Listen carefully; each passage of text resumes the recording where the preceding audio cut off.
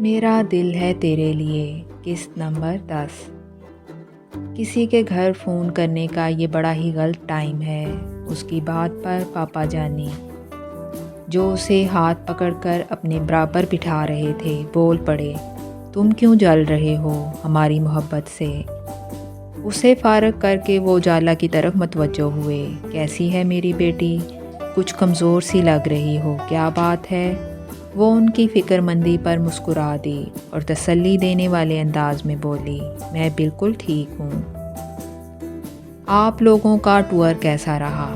Tour एकदम शानदार रहा। हम दोनों दादा पोता खूब घूमे। लंदन में तो कुछ रिश्तेदार और दोस्त अहबाब रहते हैं, उनसे मिलना मिलाना रहा। वहाँ इतनी कोई ख़ास तफरीह नहीं हुई, अलबत्ता रोम और पेरिस हमने फुर्सत से घूमा। वो उसे अपने दौरे की तफसील सुनाने लगे। आप तो इससे पहले भी वहाँ बहुत मर्तबा गए हुए होंगे, वो बड़े शौक़ से दरियाफ्त करने लगी। हाँ, रोम तीसरी मर्तबा और पेरिस छठी मर्तबा गया हूँ मैं। सबसे पहली दफ़ा पेरिस अपनी यूनिवर्सिटी के दिनों में गया था और वो शहर मुझे इतना अच्छा लगा था कि शादी के बाद हनीमून के लिए मैं और सबीहा पेरिस ही गए थे। वो किसी तसव्वुर में खोए उसे बता रहे थे। अवैस इन दोनों को बातों में मगन देखकर दोबारा अखबार में गर्क हो गया था। इखलाक, मेरे कमरे में जो ब्लैक कलर का शापर रखा है वो लेकर आओ। उन्होंने इखलाक को आवाज़ दी और वो सर हिलाता कमरे की तरफ चला गया। तो वो उससे कहने लगे, इखलाक बता रहा था कि तुम रोज़ाना फ़ोन करके पूछती थी हम लोगों के बारे में। हाँ, आपने इतने दिन जो लगा दिए, 1 महीने का कहकर गए थे। वो नाराज़गी से बोली, असल में इरादा तो खाली उम्रा करके वापस आ जाने का था। फिर मैंने सोचा कि 15 दिन का वीज़ा मुकम्मल इस्तेमाल करना चाहिए। किस्मत वाले होते हैं वो जिन्हें अल्लाह अपने दर की हाज़िरी नसीब करता है। इसलिए प्रोग्राम से हटकर ये इजाफ़ी दिन मक्का मदीना में गुज़र गए। उसी वक्त इखलाक ने एक भारी भरकम शापर लाकर उनके सामने रखा। उजाला के लिए लाइम जूस और मेरे लिए 1 कप गर्मा गर्म कॉफ़ी का, जल्दी से लेकर आओ। वो बैग से सामान निकालते हुए उससे बोले, ये परफ्यूम्स मैंने तुम्हारे लिए पेरिस से ख़रीदे हैं और ये पेंटिंग बतौर ख़ास तुम्हारे लिए वीनस से ख़रीदी है। हम लोग 2 दिन के लिए वीनस भी गए थे। मैंने सोचा कि आर्टिस्ट बंदी है, इसलिए किसी नादर व नायाब पेंटिंग से बढ़कर कोई और तोहफ़ा क्या होगा। और ये पेन लंदन से ख़रीदा था। अब पता नहीं ये चीज़ें तुम्हें अच्छी लगी भी हैं या नहीं। बहरहाल मैंने सोचा तुम दूसरी लड़कियों की तरह कॉस्मेटिक्स और ज्वेलरी तो ज़्यादा इस्तेमाल करती भी नहीं हो, इसलिए इस किस्म की कोई चीज़ नहीं ली। वो इतने ज़्यादा कीमती तोहफ़े कबूल करने से हिचकिचा रही थी। अंकल, आपका बहुत शुक्रिया, आपने मुझे याद रखा, लेकिन ये सब बहुत ज़्यादा है, बस 1 आध चीज़ काफ़ी थी। वो इन्हें इनकार करना भी चाह रही थी और करते हुए डर भी रही थी कि वो नाराज़ हो जाएंगे। इसका मतलब है तुम्हें ये चीज़ें पसंद नहीं आईं। वो जानबूझकर उसकी बात को गलत रंग देने लगे। तो वो बेख्तियार बोली, सब चीज़ें बहुत अच्छी हैं, लेकिन कोई लेकिन वेकिन नहीं। वो उसकी बात काट कर खफगी भरे अंदाज में बोले, मैं तुम्हें सिर्फ बेटी कहता ही नहीं समझता भी हूँ, और तुम मेरे साथ गैरत बरत रही हो।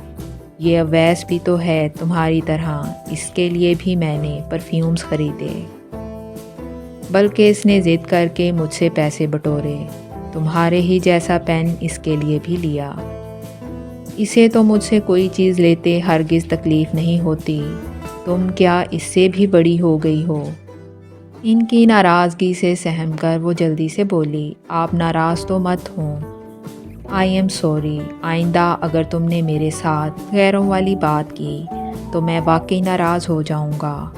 اویس اس تمام بات چیت سے بے نیاز اخبار میں کھویا ہوا تھا۔ اخلاق نے ٹرے لا کر سامنے رکھی تو اس نے لائم جوس کا گلاس اٹھا لیا۔ مدینہ میں ایک اتنا خوبصورت گولڈ کا بریسلیٹ خریدتے خریدتے رک گیا۔ حالانکہ وہ تمہارے ہاتھ میں بہت اچھا لگتا، لیکن میں نے تمہیں کبھی جیولری پہنے ہوئے دیکھا ہی نہیں، اس لیے سوچا کہ شاید تم پسند نہیں کرتی۔ وہ کافی پیتے ہوئے بولے، نہیں، مجھے الجھن سی ہوتی ہے، اگر کبھی کہیں آنے جانے کے لیے پہن بھی لوں تو سخت کوفت ہوتی ہے، ایسا لگتا ہے جیسے بہت سا وزن میرے اوپر لدا ہوا ہے، سانس گھٹنے لگتی ہے۔ وہ اپنے سادہ رہنے کی وجہ بتانے لگی تو وہ بے اختیار مسکرا دیے۔ اویس، میں تم سے کہہ رہا تھا نا، اس کی ہر بات سبین جیسی ہے۔ وہ بھی اسی کی طرح میک اپ اور زیورات سے بیزار رہا کرتی تھی۔ انہوں نے اویس کو مخاطب کیا تو وہ اخبار پر سے سر اٹھا کر اس کی طرف دیکھ کر مسکرا دیا اور دوبارہ اپنی نظریں اس پزل کی طرف گاڑ دیں جسے وہ حل کر رہا تھا۔ اس کی طرف سے اپنی بات کا کوئی جواب نہ پا کر وہ کچھ بے مزہ سے ہوئے۔ یہ لڑکا کبھی نہیں سدھرے گا، انہوں نے دل میں سوچا۔ اس کی طرف سے مایوس ہو کر وہ دوبارہ اجالا سے مخاطب ہوئے۔ صبیحہ تو سخت چڑا کرتی تھی سبین کی اس عادت سے، مگر وہ بھی ایک ہی تھی۔ اگر کبھی کہنے سننے پر کچھ پہن بھی لیا تو تھوڑی دیر بعد ہی اتار کر بیٹھی ہوئی ہوتی تھی، بالکل تمہاری طرح دھلے ہوئے منہ سے رہا کرتی تھی۔ انہیں تیار ہونے کی ضرورت بھی کیا تھی؟ اللہ تعالیٰ نے انہیں سجا سنوار کر اور خوب تیار کر کر اس دنیا میں بھیجا تھا۔ ان مصنوعی سہاروں کی انہیں بالکل بھی ضرورت نہیں تھی۔ اس نے سامنے دیوار پر لگی اس تصویر پر جس میں ایک بے حد حسین لڑکی ایک نہایت خوبرو مرد کے ساتھ کھڑی تھی، نظریں جما کر کہا۔ ہر بار ان کے گھر آ کر اس تصویر کو دیکھ کر وہ یہی سوچا کرتی تھی کہ شاید ایسے ہی جوڑے کو چاند سورج سے تشبیہ دی جاتی ہے۔